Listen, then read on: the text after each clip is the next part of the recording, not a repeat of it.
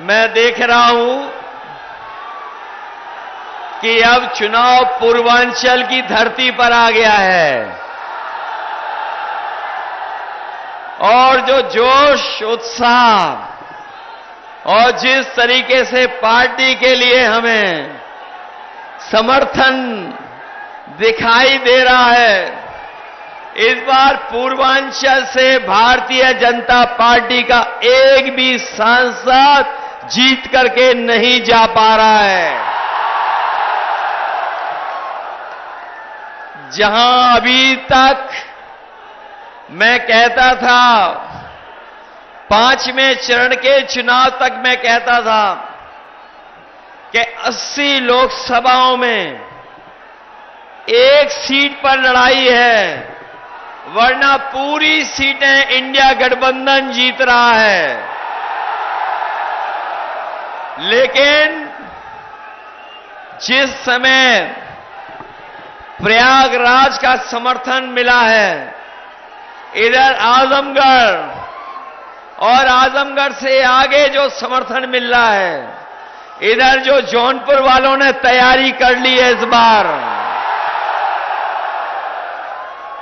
इस बार तो लग रहा है कि देश के प्रधान सांसद जी अपनी क्यूटो लोकसभा से भी हारने जा रहे हैं और इस बार इनका कोई मैनेजमेंट नहीं चलने वाला। जो मैनेजमेंट कर रहे हैं, दिल्ली से बुला करके सब लोगों को मिलकर के मैनेजमेंट कर रहे हैं, लेकिन जो जानकारी मिल रही है, इनके अपने लोग ही इनको हरा रहे हैं। जो लोग 400 पार का नारा दे रहे थे, 400 पार के नारा देने वाले 400 हारने जा रहे हैं। यहां तो सब पढ़े लिखे लोग हैं। अगर कोई 400 पार नारा देगा तो इसका मतलब ये हुआ, अगर 400 पार का नारा किसी ने दिया है तो उसका मतलब ये हुआ है कि कुल लोकसभा की जो सीटें हैं 543, 543, और अगर 400 पार की जीतने वाले हैं तो बताओ कितनी सीटें बनती हैं? केवल 143 सीटें बनती हैं। जो लोग स्वयं स्वीकार कर रहे हैं कि 400 पार 143 सीटें जीतेंगे, इस बार देख लेना जो जनता का गुस्सा है, इस बार 140 करोड़ की जनता इनको 140 सीटों के लिए भी तरसा देगी। और जो गुस्सा बढ़ता जा रहा है, जो गुस्सा बढ़ रहा है इस बार जनता का, ये अभी तो 5 ही चरण खत्म हुए हैं। अभी जनता ने 6वें चरण का फैसला और 7वें चरण का नहीं लिया हुआ है। देख लेना आप, जब 7वें चरण में चुनाव होगा तो जनता का गुस्सा भी 7वें आसमान पर पहुंच जाएगा। इनका इस बार सफाया होने जा रहा है। ये वही भारतीय जनता पार्टी के लोग हैं जिन्होंने कहा किसानों की आय दोगुनी कर देंगे।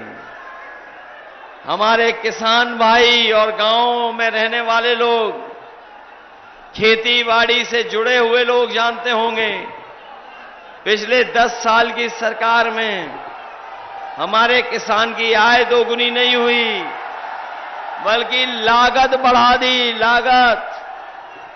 और लागत बढ़ने से हमारा किसान तो संकट में चला ही गया, वहीं महंगाई बढ़ा करके हमारे किसानों और गरीबों के ऊपर संकट पैदा किया।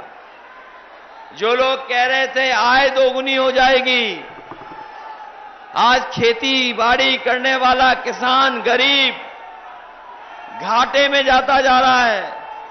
न केवल घाटे में जा रहा है, बल्कि उसने देखा कि जिस समय दिल्ली की सरकार ने फैसला लिया, इन्होंने बड़े बड़े उद्योगपतियों का तो कर्जा माफ कर दिया। जो बड़े संपन्न लोग थे, बड़े कारोबारी लोग, उनका 10 साल में 25 लाख करोड़ का कर्ज माफ कर दिया। और जब कानून बनाया तो कानून ये बनाया कि जिन लोगों का भी 5 करोड़ से ऊपर कर्ज है, उनका कर्ज माफ किया जाएगा। लेकिन हमारे किसानों का लाखों में कर्जा वो माफ नहीं किया गया। हम अपने किसान भाइयों को, गरीब भाइयों को कह के जा रहे हैं, इंडिया गठबंधन की सरकार बनने जा रही है। अपने किसानों का, गरीबों का पूरा कर्जा माफ करने का फैसला लिया जाएगा। न केवल कर्ज माफी का फैसला लिया जाएगा, उसके साथ साथ हमारे किसानों की फसल की कीमत मिले, उन्हें लाभकारी पैसा मिल जाए, उनकी फसल की कीमत मिल जाए। उसके लिए अगर हमें कानूनी अधिकार भी देना पड़ेगा एमएसपी को लागू करने के लिए, तो किसानों के लिए कानूनी अधिकार दिला करके उनकी फसलों की कीमत दिलाने का काम भी आने वाले समय में होगा। जहां किसान को संकट में डाल दिया, वहीं हमारा बेरोजगार नौजवान जानता होगा, इस सरकार ने उसके भविष्य के साथ खिलवाड़ की है। और ऐसी खिलवाड़ हुई है जिसकी कोई कल्पना नहीं कर सकता था। हमारे युवाओं का, नौजवानों का इन्होंने सपने तोड़ दिए। ये मेहनत कर करके, परीक्षा दे करके नौकरी करना चाहते थे, लेकिन पिछले उत्तर प्रदेश की जितनी भी परीक्षाएं हुई हैं, हर परीक्षा का पेपर लीक करा दिया। और पेपर लीक का परिणाम ये हुआ कि सरकार को सभी परीक्षाएं रद्द करनी पड़ गई। ये हमारे नौजवान जानते होंगे जो तैयारी करके गए, एक परीक्षा रद्द नहीं हुई, सभी परीक्षाएं रद्द हो गईं। और अभी आखिरी में जो पुलिस भर्ती की नौकरी निकली थी, इस सरकार ने तैयारी की और कहा कि सबसे बड़ी भर्ती पुलिस की करा के दिखाएंगे। 2 दिन परीक्षा लिखाई गई और यह भरोसा दिलाया था युवाओं को, नौजवानों को कि पूरा का पूरा इंतजाम है, सुरक्षित परीक्षा होगी। लेकिन जब नौजवान परीक्षा दे करके घर लौटा तो पता लगा पुलिस की भर्ती वाला भी पेपर लीक हो गया। सब पेपर लीक हुए सरकार में, सब पेपर जानबूझ करके लीक कराए गए हैं। याद रखना नौजवान साथियों, ये सरकार वो है जो अपना बुलडोजर तैयार करके रखती है। जब किसी को डराना होता है तो बुलडोजर लेकर के पहुंच जाते हैं। लेकिन जो पेपर लीक हुए हैं, किसी के ऊपर बुलडोजर नहीं चला, ना किसी का घर के ऊपर बुलडोजर चला, क्योंकि पेपर लीक नहीं हुए हैं। इस सरकार ने जानबूझ करके पेपर लीक कराया है, जिससे उन्हें नौजवानों को नौकरी न देनी पड़े। याद रखना नौजवान साथियों, ये केवल नौकरी का सवाल नहीं है। आपके 10 साल में 1/3 जीवन बर्बाद करने का काम इस भारतीय जनता पार्टी ने किया है। 1/3 जीवन। और यही पूर्वांचल का नौजवान सबसे ज्यादा फौज के लिए तैयारी करता था। फौज में भर्ती के लिए अपनी सड़कों से लेकर के ग्राउंड और मैदानों में तैयारी करता था। और वो सोचता था कि फौज में भर्ती हो जाएगी उसको पक्की नौकरी मिल जाएगी, देश की रक्षा करने का उसे मौका मिल जाएगा। वो देश की रक्षा के लिए वर्दी पहनना चाहता था। लेकिन इस सरकार ने जो फौज की नौकरी थी उसको भी आधू अधूरी नौकरी बना दी। ये 4 साल की नौकरी बना दिया। ये अग्निवीर व्यवस्था लागू कर दी। मैं अपने तमाम नौजवानों को कह के जा रहा हूं कि जिस समय दिल्ली में सरकार बनेगी, ये फौज की आधी अधूरी नौकरी अग्निवीर वाली हमेशा हमेशा के लिए खत्म हो जाएगी। न केवल अग्नि व्यवस्था खत्म की जाएगी, बल्कि फौज की नौकरियों की संख्या बढ़ाई जाएगी। संख्या बढ़ा करके पहले जैसे नौकरी मिलती थी, उसी तरह की फौज की पक्की नौकरी अपने नौजवानों को देने का काम होगा।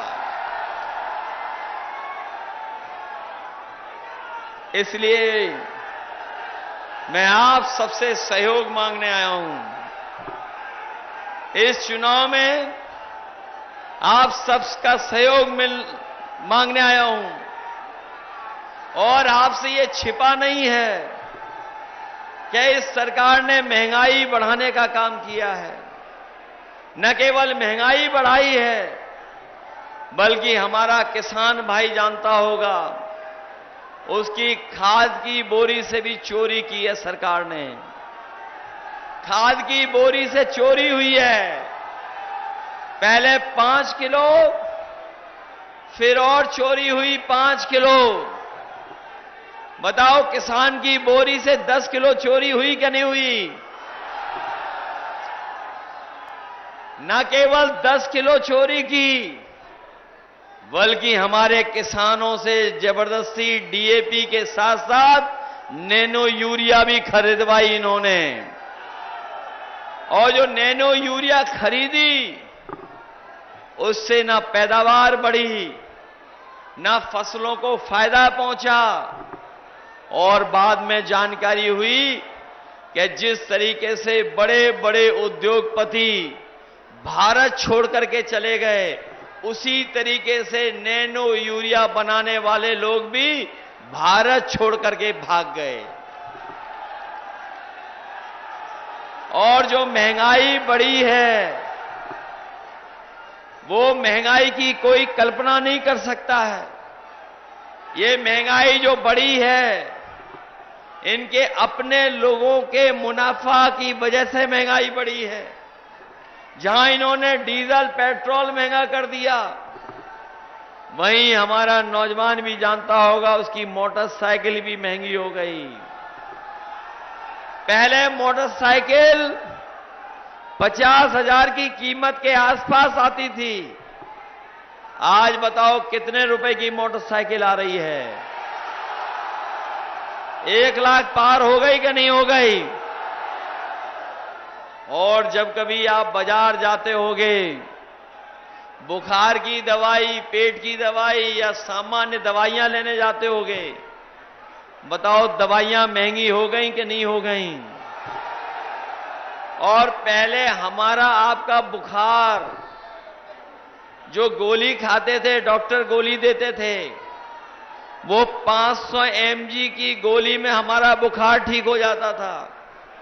लेकिन आजकल सुनने में आ रहा है 500 mg की गोली नहीं, डॉक्टर 650 mg की गोली दे रहे हैं, तब भी बुखार ठीक नहीं हो रहा है। और याद रखना, ये सरकार वही है जिसने हमारे और आपके लिए एक नकली वैक्सीन लगवा दी। कोरोना के नाम पर सबको वैक्सीन लगवा दी। जो लोग नहीं लगाना चाहते थे, उनको भी जबरदस्ती लगवा दी। ये हमारे पुलिसकर्मी हैं, खाकी वर्दी पहनने वाले भाई, सहायक कर्मचारी हैं, इनको भी जबरदस्ती वैक्सीन लगवा दी। और वैक्सीन लग गई, उसके बाद आपको पता होगा कि अब ये जानकारी मिल रही है कि जिन जिन ने वैक्सीन लगवाई है, उनको जान का खतरा पैदा हो गया है, जान का खतरा है। न केवल इन्होंने जान का खतरा पैदा किया वैक्सीन लगवा करके, बल्कि वैक्सीन वाली कंपनी से इन्होंने कमीशन भी वसूला है। आपने पढ़ा होगा, देखा होगा कि इन्होंने इलेक्टोरल बॉन्ड के नाम पर सबसे चंदा वसूल लिया। किसी से 1000 करोड़, किसी से 600 करोड़, किसी से 400 करोड़। और जब से इलेक्टोरल बॉन्ड वाली बात जनता जान गई है, तब से भारतीय जनता पार्टी का बेड बच चुका है। बताओ, इन्होंने इलेक्टोरल बॉन्ड के नाम पर जानबूझ करके दबाव बना करके चंदा वसूला कि नहीं वसूला? और इलेक्टोरल बॉन्ड ने इनके भ्रष्टाचार की पोल खोल दी है। इतना लूट और इतना झूठ किसी ने जनता को नहीं बोला होगा जितना भारतीय जनता पार्टी के लोगों ने बोला है। आज भारतीय जनता पार्टी के लोग कह रहे हैं और उनके दिल्ली वाले प्रधान सांसद जी कह रहे हैं कि आजकल शहजादे आए हुए हैं, शहजादे वोट मांग रहे हैं। मैं उनसे कहना चाहता हूं कि ये जो शहजादे वाली टीम बनी है, यही आपको शह देगी और यही मात देने का काम करेगी इस बार। और ये कांग्रेस समाजवादी पार्टी मिलकर के 1-11 हो गए हैं। और जौनपुर वाले जानते होंगे, इनके दिल्ली और लखनऊ वाले इंजन टकरा रहे हैं, सामने के नहीं टकरा रहे हैं। बताओ, टकरा रहे हैं दिल्ली और लखनऊ वाले इंजन। वो कहते थे डबल इंजन की सरकार है, लेकिन जौनपुर वाले जानते होंगे कि दोनों इंजन टकरा रहे हैं सामने।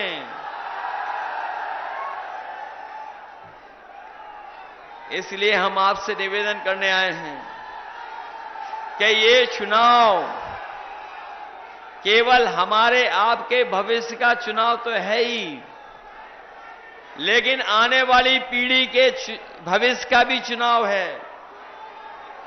ये चुनाव हमारे आपके भविष्य का तो है ही है, लेकिन ये चुनाव हमारे आने वाली पीढ़ी के चुनाव का भी है। जो लोग 400 पार कह रहे थे, उनके मन में था कि वो संविधान बदल देंगे, लेकिन जिस तरीके से वोट पड़ा है और बहुजन समाज के लोगों का समर्थन मिला है, ये समर्थन जो मिला है बहुजन समाज का, मैं ये कह सकता हूं कि जो लोग संविधान बदलने निकले थे, उनको इस बार हम सब मिलकर के बदलने का काम करेंगे। बताओ, संविधान बचाओगे कि नहीं बचाओगे? जहां ये आने वाली पीढ़ी के भविष्य का चुनाव है, वहीं समुद्र मंथन की तरह संविधान मंथन भी होने जा रहा है इस चुनाव में। एक तरफ वो लोग हैं जो संविधान को खत्म करना चाहते हैं, संविधान बदलना चाहते हैं, वहीं दूसरी तरफ समाजवादी पार्टी, कांग्रेस पार्टी और इंडिया गठबंधन के लोग, वो लोग हैं जो संविधान को बचाना चाहते हैं। ये संविधान बचाने की भी लड़ाई है और मैं आपको सावधान करने आया हूं, मैं आपको सावधान करने आया हूं। ये बीजेपी वाले और बीएसपी वाले अंदर ही अंदर हाथ मिलाए हुए हैं।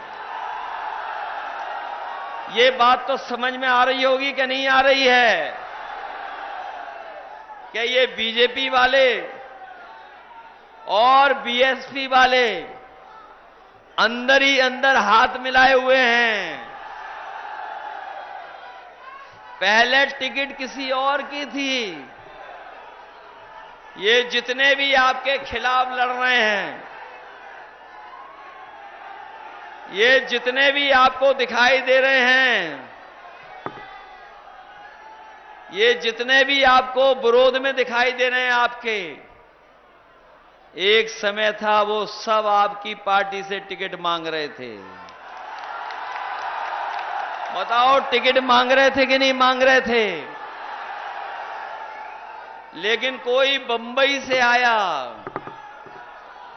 कोई बंबई से आया, इंतजाम कर करके टिकट ले गया। लेकिन जब टिकट का किसी ने विरोध किया तो बताओ कहां पहुंचा दिया उसको? कहां पहुंचा दिया था? कोई ये कह रहा था, मैंने सुना है कोई ये कह रहा था कि आपसे उन्होंने टिकट मांग ली थी बारात में इसलिए जेल जाना पड़ा।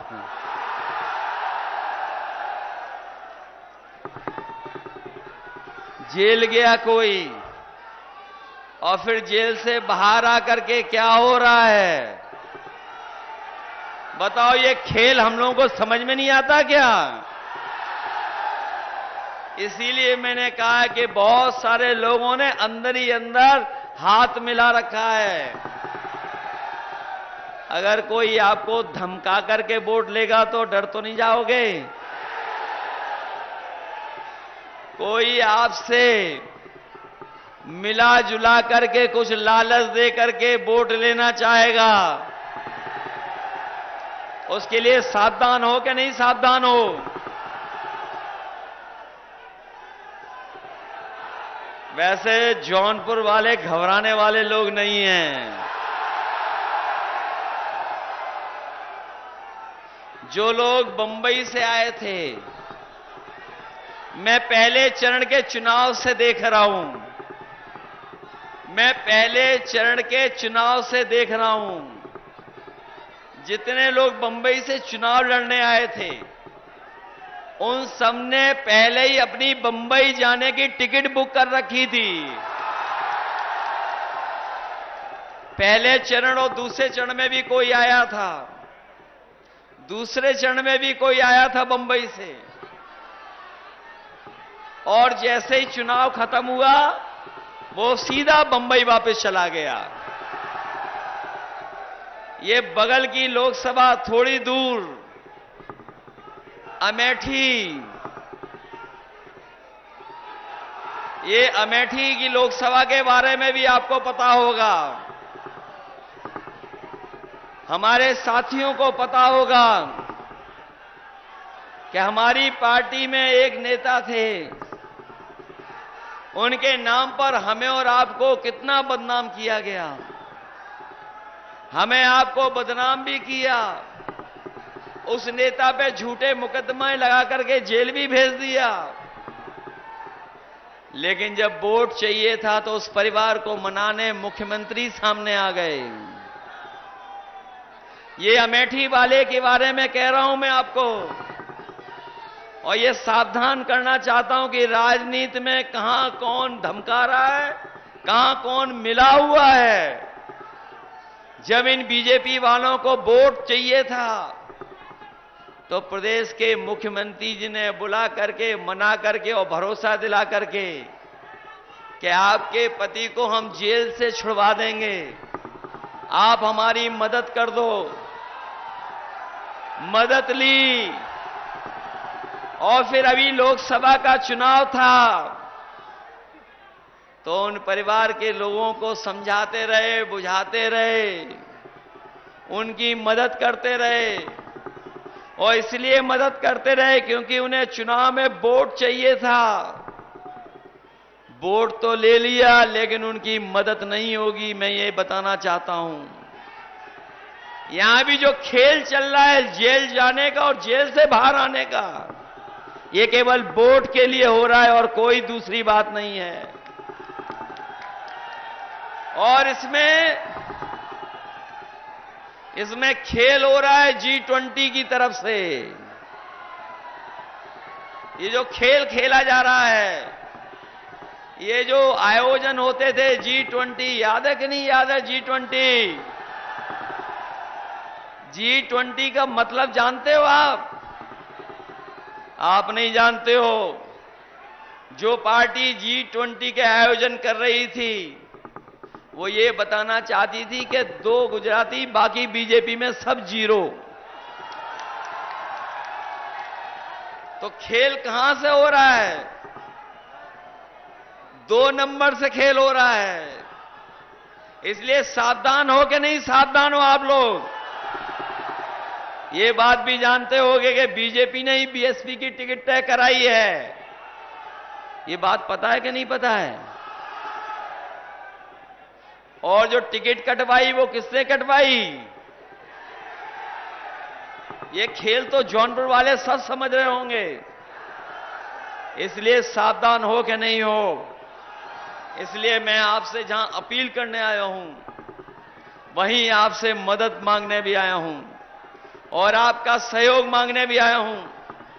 ये चुनाव ऐतिहासिक चुनाव होने जा रहा है, देश को बचाने के लिए चुनाव होने जा रहा है। ये देश का ऐतिहासिक चुनाव है और जब से हम लोगों ने पीडीए परिवार को बढ़ाना शुरू किया है, जब से पीडीए परिवार हम लोगों ने बढ़ाना शुरू किया है, ये भारतीय जनता पार्टी के लोग घबराए हुए हैं। ये घबरा गए हैं। पी फॉर पीडीए है और पी फॉर पूर्वांचल भी है। इस बार पूर्वांचल पूरा का पूरा पीडीए परिवार को साथ लेकर के चलने का काम कर रहा है। इनका इस बार पूर्वांचल के लोग ही विदाई करने जा रहे हैं। ये बीजेपी के लोगों का स्वागत तो हुआ था 2014 में, लेकिन इस बार उत्तर प्रदेश के लोगों ने विदाई की भी बहुत बढ़िया तैयारी की हुई है, बड़ी धूमधाम से इनकी तैयारी की है। बताओ इनकी विदाई करोगे कि नहीं करोगे? न केवल मंत्रिमंडल बदलेगा, मंत्रिमंडल तो बदलेगा ही बदलेगा, मीडिया मंडल भी बदल जाएगा। और ये इलाका तो वो रहा है जिसने सामाजिक न्याय की लड़ाई को हमेशा मजबूत बनाने का काम किया है, सामाजिक न्याय की लड़ाई को मजबूत बनाने का काम किया है। इसलिए आप लोग सावधान रहना। ये जो लोकतंत्र बचाने की लड़ाई इसलिए भी है क्योंकि बाबा साहब भीमराव अंबेडकर जी ने जो हमें संविधान दिया है, ये संविधान हमें अधिकार दिलाता है। यही संविधान है जो हमें न्याय दिलाता है, यही संविधान है जो हमें सम्मान दिलाता है। यही बाबा साहब भीमराव अंबेडकर जी का हमारा जो संविधान, ये हमारे आपके लिए संजीवनी है। इसलिए जहां भविष्य का चुनाव है, वहीं हमारा संविधान बचाने का भी चुनाव है। इसलिए अपने नौजवानों से कह करके आ रहा हूं कि जहां बेरोजगार हैं नौजवान, न कोई सम्मान का रोजगार मिल पा रहा है, न इनको नौकरी मिल पा रही है, समाजवादी पार्टी और इंडिया गठबंधन ने तय किया है कि दिल्ली की नौकरियां 30 लाख अभी भरी नहीं गई हैं, खाली है। तो 30 की 30 लाख नौकरी और पूरे आरक्षण की व्यवस्था को लागू कर करके अपने नौजवानों को नौकरी देने का काम होगा। हमारी माताएं बहनें जानती होंगी, जब समाजवादी सरकार थी तो हम लोगों ने समाजवादी पेंशन देना शुरू कर दिया था। अपनी पढ़ी लिखी लड़कियां जो आगे बढ़ना चाहती थीं, उनके लिए हम लोग विद्याधन दे रहे थे, जो नेताजी ने शुरू किया था। लेकिन जैसे ही सरकार बनी, इन्होंने योजनाओं को बंद कर दिया, बदल दिया। इसलिए अपनी गरीब माताएं बहनों को कह के जा रहे हैं कि इंडिया गठबंधन समाजवादी पार्टी ने तय किया है कि 4 जून के बाद जब सरकार बनेगी तो अपनी गरीब परिवार की महिलाओं को 1 लाख रुपया उनके अकाउंट में पहुंचाने का काम होगा। जहां 1 लाख रुपए पहुंचेंगे उनके अकाउंट में, कर्ज माफ तो होगा ही होगा, और उसके साथ साथ फौज की भर्ती की संख्या भी बढ़ा करके अपने नौजवानों को पक्की नौकरी और पक्की वर्दी पहनने का मौका दिया जाएगा। जब समाजवादी सरकार थी तो एम्बुलेंस चल रही थी, एम्बुलेंस की व्यवस्था की थी, गर्भवती माताएं बहनों के लिए भी फ्री और अपने गरीबों के लिए भी फ्री, गांव में सेवा करने के लिए। लेकिन जैसे ही समाजवादी सरकार गई, इन्होंने हमारे गरीबों की एम्बुलेंस भी खराब कर दी। अब फोन मिलाते हैं तो एम्बुलेंस कब आएगी इसका कोई पता नहीं। और अगर अस्पताल लेके भी पहुंच गई एम्बुलेंस तो अस्पताल में इलाज नहीं मिल पा रहा है। जो समाजवादियों ने मेडिकल कॉलेज दिया था जौनपुर को, वो बताओ बर्बाद कर दिया कि नहीं कर दिया? न केवल बर्बाद कर दिया बल्कि वैसा ही का वैसा नया खंडर बना खड़ा हुआ है, उसके अंदर किसी का इलाज नहीं हो पा रहा है। 100 नंबर की गाड़ी दी थी हम लोगों ने पुलिस को, जिससे पुलिस सही समय पर पहुंच जाए और हमारी मदद करे जाकर के। लेकिन जब से सरकार गई, हमारे जो लखनऊ वाले उल्टे पुल्टे मुख्यमंत्री हैं, उन्होंने 100 नंबर को 112 कर दिया। जब से नंबर बढ़ा 100 से 112, हमारे पुलिस के भाइयों को भी लगा कि उन्हें भी अपना रेट बढ़ा देना चाहिए। और सुनने में यहां तक आ रहा है कि जब 100 नंबर मिला करके बुलाते हो आप, तो मदद नहीं करते हैं, दोनों पक्षों से पैसा वसूल लेते हैं। बताओ इनकी सरकार में अपमानित होना पड़ा कि नहीं अपमानित होना पड़ा? हमारे और आपके खिलाफ के झूठे मुकदमे लगे कि नहीं मिले? और ये जिला तो वो है जहां पर कई ऐसे नौजवान जो हमारे बहादुर नौजवान थे, उनके साथ पुलिस ने उनकी जान लेने का काम किया था, एनकाउंटर करने का काम किया था। हम समाजवादी लोग भूले नहीं हैं। अभी तो कानून ने सजा दी है उनको, कानून से सजा पाए हैं। लेकिन ऐसे तमाम दोषी लोग जिन्होंने अन्याय किया है, उत्पीड़न किया है और गरीबों पर बुलडोजर चलाया है, सरकार आने पर बुलडोजर का ड्राइवर बदल जाएगा, उनके खिलाफ भी कार्रवाई होगी। और अपने हम खाकी वर्दी पहनने वाले भाइयों को सावधान करना चाहते हैं। अभी तो फौज की नौकरी 4 साल की हुई है, अभी तो फौज की नौकरी 4 साल की हो गई। और अगर बीजेपी की सरकार आ गई तो इनकी भी नौकरी 3 साल की हो जाएगी। ये कहते हैं कि कैसे हो जाएगी 3 साल की नौकरी? तो मैं उनसे कहता हूं, क्या आपको पता था कि अग्निवीर की नौकरी 4 साल की हो जाएगी? क्या आपको पता था कि हवाई अड्डे बेच दिए जाएंगे? क्या आपको पता था रेल बेच दी जाएगी, रेलवे स्टेशन बेच दिए जाएंगे? क्या आपको पता था कि सरकारी नौकरियां संविदा पे हो जाएंगी? क्या आपको पता था कि आधी रात ही नोटबंदी हो जाएगी? तो जब ये नहीं पता था तो 4 साल की उनकी नौकरी हुई, 3 साल आपकी भी नौकरी हो जाएगी। इसलिए जहां हम औरों को सावधान कर रहे हैं, ये लोग भी सावधान कर रहे हैं, इनको भी। इसलिए आपसे हम अपना विशेष अपील करेंगे। ये जो अपील हम करना चाहते हैं आपसे, बताओ जौनपुर वालों, हम दोनों लोकसभा मान लें कि जीत गए कि नहीं जीते? ऐसा तो नहीं है कि अगर हम मान लें जीता हुआ और आपको बूथ पे रोकें तो आप रुक तो नहीं जाओगे? आपको सब रास्ते पता है कि कैसे वोट डालना है। बूथ पे पहुंच जाओगे आप लोग। और अगर आपको डराया और धमकाया गया तो? मैंने सुना है कि प्रधानों को चुपचाप बुला करके लालच देके और डराया धमकाया जा रहा है।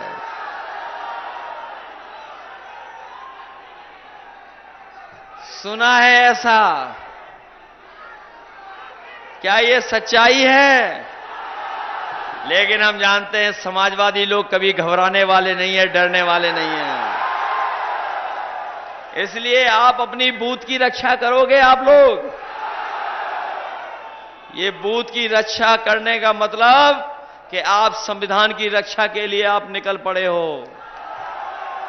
इसलिए हम आप सबसे निवेदन करना चाहते हैं, सब लोग मिलकर के मदद करना और इंडिया गठबंधन की सरकार बनवा देना।